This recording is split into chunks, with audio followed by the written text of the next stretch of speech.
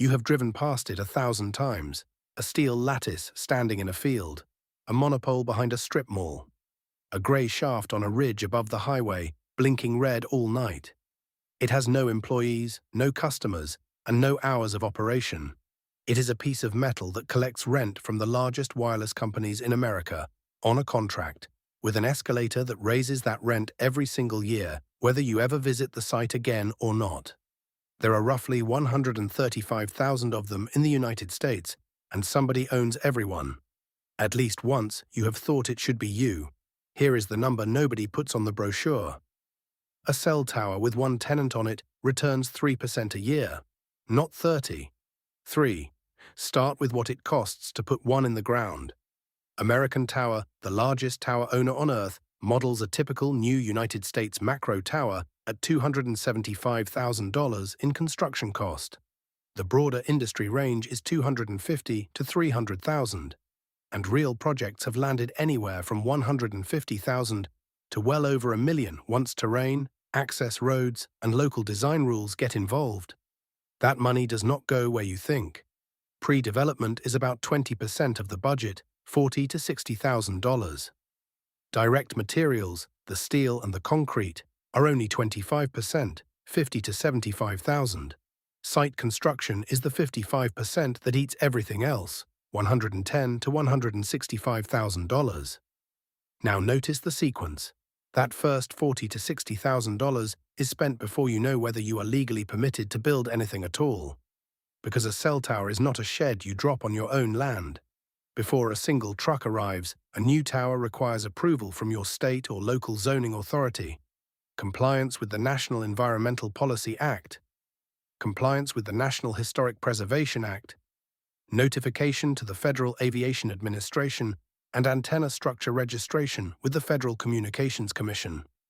The FCC's registration requirement kicks in above 200 feet above ground level, or below that height if your site fails what the Commission calls the slope test near an airport or helipad.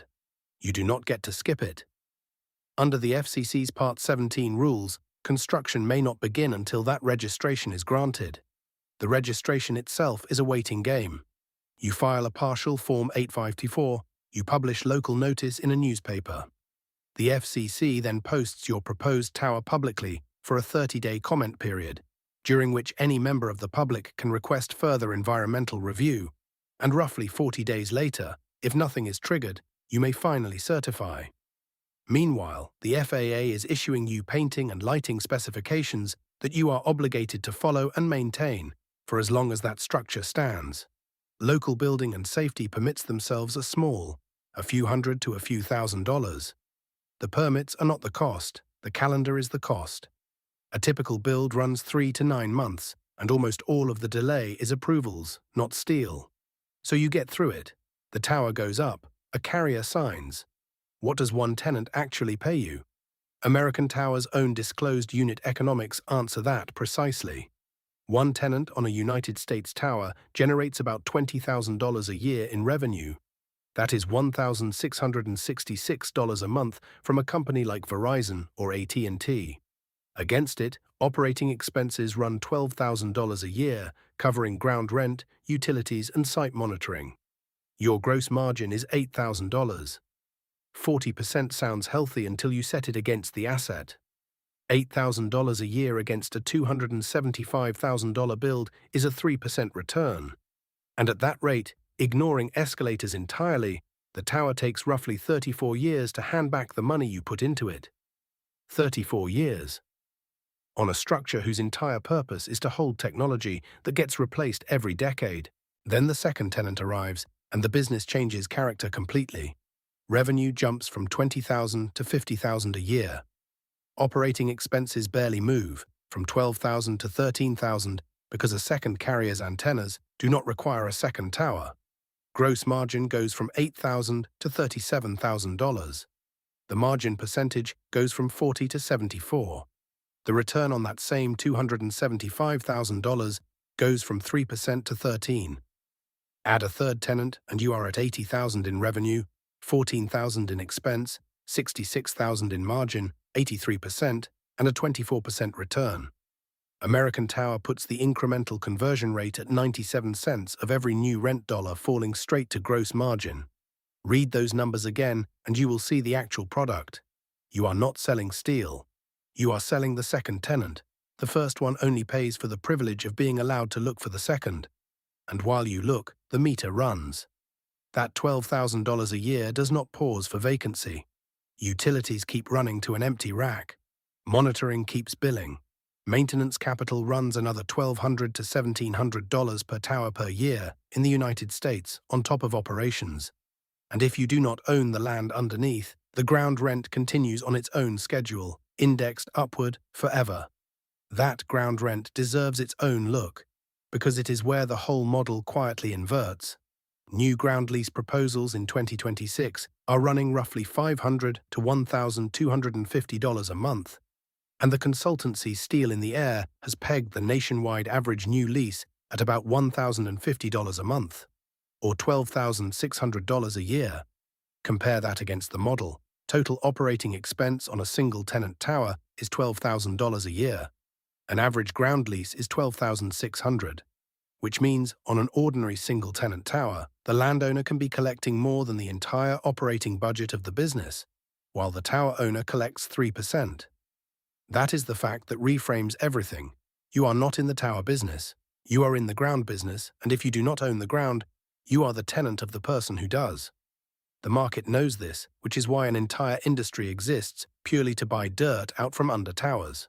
Ground lease aggregators such as AP Wireless, Landmark Dividend, Everest Infrastructure, and Symphony Wireless send letters to landowners constantly, offering a lump sum in exchange for a perpetual easement on the rent stream. Those lease assets trade at roughly 10 to 25 times annual revenue, with 18 times used as a rough industry shorthand, corresponding to capitalization rates of about 4 to 10%. Landmark Dividend was itself acquired in May 2021 by Digital Bridge, a publicly traded digital infrastructure asset manager. Nobody in that chain has ever climbed a tower. They are buying a coupon, so what does survival actually require? One number: you need a second tenant, and you need it fast.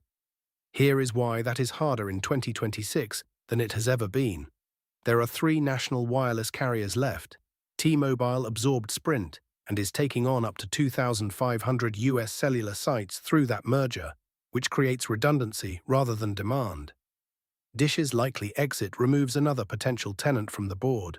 Industry-wide wireless capital spending fell to $32.4 billion in 2024, the lowest in 6 years, and Verizon guided 2026 network capital expenditure down to a range of $16 to $16.5 billion, explicitly citing colocation on existing towers as the way to cut spending without losing coverage.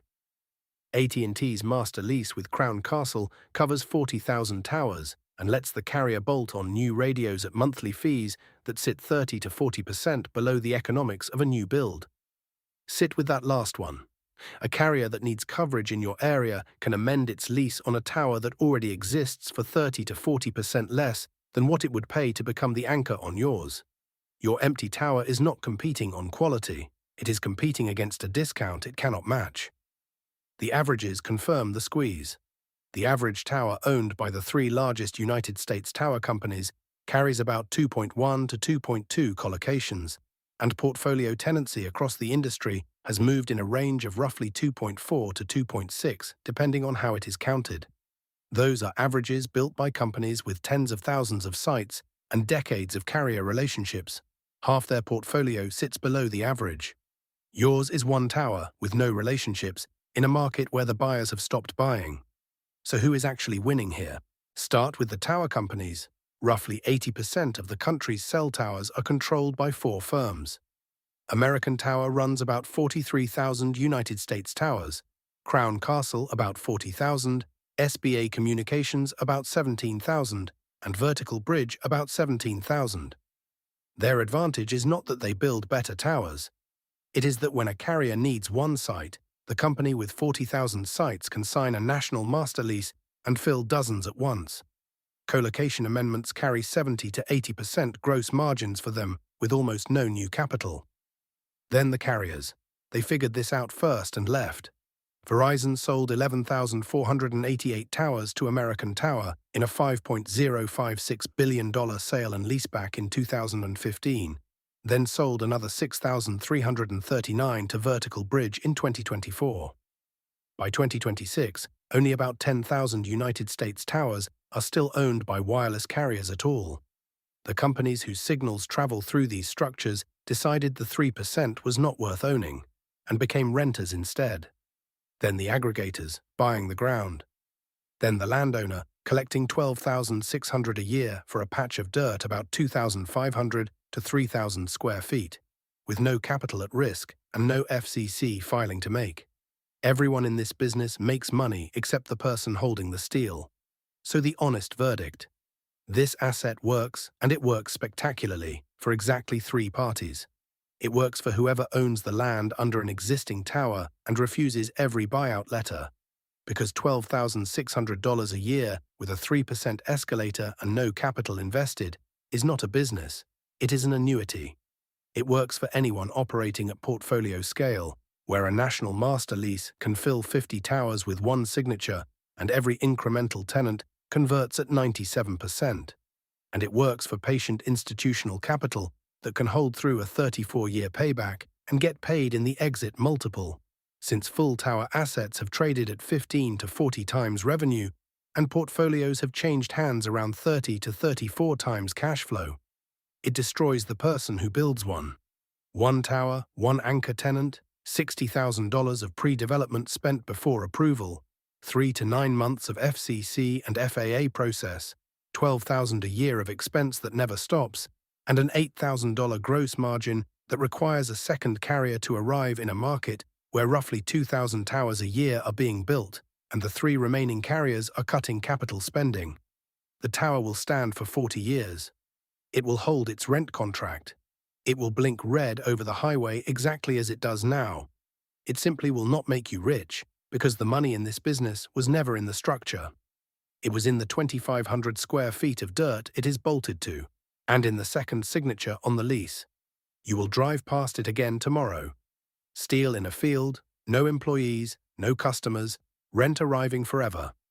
Now you know it earns 3 cents on the dollar, that somebody else owns the ground beneath it, and that the only reason it is standing there at all is that a carrier ran the same math you just did and decided it would rather rent.